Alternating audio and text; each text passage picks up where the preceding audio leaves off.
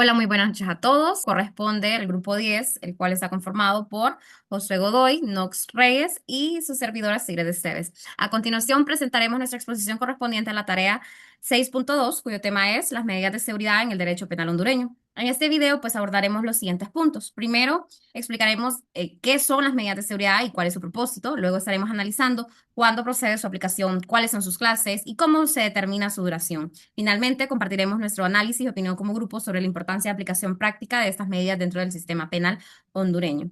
Comenzando, mi nombre es Sigrid Esteves nuevamente, hablaré acerca de los artículos 85 al 90 del Código Penal hondureño que regulan pues las medidas de seguridad. El artículo 85 establece que las medidas de seguridad solo se pueden aplicar cuando una persona ha cometido un hecho tipificado como delito o ya sea falta y además representa un riesgo de volver a delinquir. Es decir, no basta con que haya cometido un hecho ilícito, también debe haber un pronóstico de peligrosidad. Estas medidas no deben de ser graves ni durar más que la pena que le hubiera correspondido si fuera pues penalmente responsable. Además, si el delito no conlleva prisión, solo pueden aplicarse medidas que no impliquen pues el encierro. El artículo 86 nos señala que estas medidas deben revisarse al menos una vez al año y pues en esa revisión el juez puede mantenerlas, modificarlas o incluso suspenderlas, siempre en base en informes técnicos sobre la evolución pues del sujeto. Luego tenemos lo que es el artículo 87, donde se establecen pues dos grandes tipos de medidas, que son las privativas de libertad, como el internamiento en centros psiquiátricos o ya sea también de desintoxicación, y pues están las no privativas, como el tratamiento ambulatorio, la inhabilitación profesional, la prohibición de residir en ciertos lugares y pues entre otras. Y finalmente, los artículos 88 al 90 explican cómo se deben cumplir estas medidas. Por ejemplo, si se impone un tratamiento ambulatorio, debe garantizarse pues su efectividad. Y si se trata de una inhabilitación profesional o ya sea cualquier tipo de privación de derechos, esa pues puede durar inclusive hasta 15 años o incluso ser definitiva en casos pues que ya sean más graves. Pasamos entonces con nuestro compañero. Sí, buenas noches, mi nombre es Josué Godoy. Yo voy a estar cubriendo lo que son de los artículos 91 al 96 del Código Penal, decreto 130/2017. Estos artículos, bueno, del 91 comenzamos a ver lo que es la medida de custodia familiar.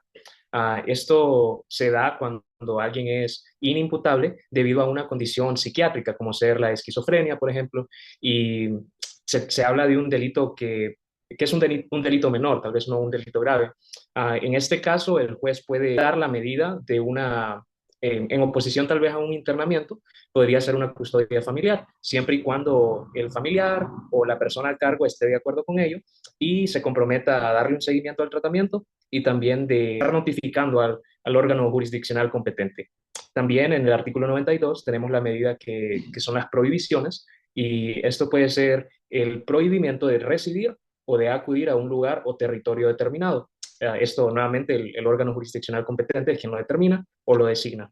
En el artículo 93 encontramos la medida que es el sometimiento a programas formativos. Este sometimiento a programas formativos vale recalcar que no debe ir en contra de la dignidad del sujeto y siempre tiene que estar relacionado a lo que es la peligrosidad criminal del sujeto. También se dice que no puede exceder de 5 años y puede ser un programa formativo, sea cultural, sea educativo profesional o de educación sexual. En el artículo 94 nos habla de la medida de caución de buena conducta. Esta caución de buena conducta puede ser una caución económica en la cual tal vez se paga una fianza para garantizar la medida. Puede ser una caución de normas de conducta también en la cual se deja una conducta como ser el ingerir alcohol, el consumir drogas o el comunicarse con una víctima, o también puede ser una caución de supervisión, en la cual el organismo judicial pues está, valga la redundancia, supervisando al sujeto durante un periodo determinado. En el artículo 95 encontramos la medida que es de libertad vigilada, y esta la vemos dividida en obligaciones y prohibiciones. Pueden ser obligaciones como el estar siempre localizable y se pueden utilizar dispositivos electrónicos para garantizar el cumplimiento de la medida, o puede ser también la obligación de presentarse a un lugar determinado de parte de órgano jurisdiccional competente. Como también ya cuando vemos la parte de prohibiciones, puede ser la prohibición de comunicarse con una víctima o familiares de la víctima, o también de ir a donde está la víctima, evitar por completo, ¿verdad?, lo que es ir a donde están ellos. Por último, el artículo 96 nos habla de cuando se quebranta una medida de seguridad. ¿Y qué es lo que sucede? Bueno, dependiendo de cuál sea la medida que se quebranta. Si se quebranta la medida de seguridad de internamiento, se puede reingresar al centro de donde se estaba tratando de evadir. También podría ser, en el caso de un quebrantamiento de la medida de seguridad de libertad vigilada, podría ser el modificar las obligaciones y prohibiciones, o podría ser también, en caso de que sea un incumplimiento grave o reiterado, pues ya se está hablando de lo que corresponde a un delito por quebrantamiento de condena. Esto es lo que los artículos 91 al 96 del Código Penal. Muchas gracias. Gracias, colegas. Es un placer para mí estar aquí con ustedes. Mi nombre es Nox Joshua Reyes y pues las medidas de seguridad se aplican a esas personas que aunque hayan cometido un hecho delictivo, no pueden ser tratadas de la misma manera de un delincuente común. Se aplican justamente en las situaciones donde se implica fundamentalmente una peligrosidad específica.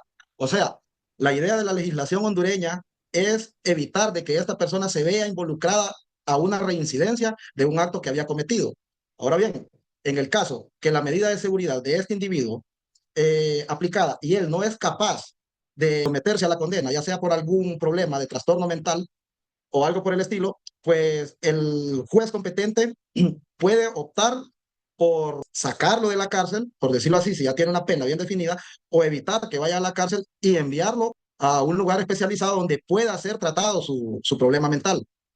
Eso sí, la pena no puede ser ni más severa ni más duradera de la cual ya se le había impuesto.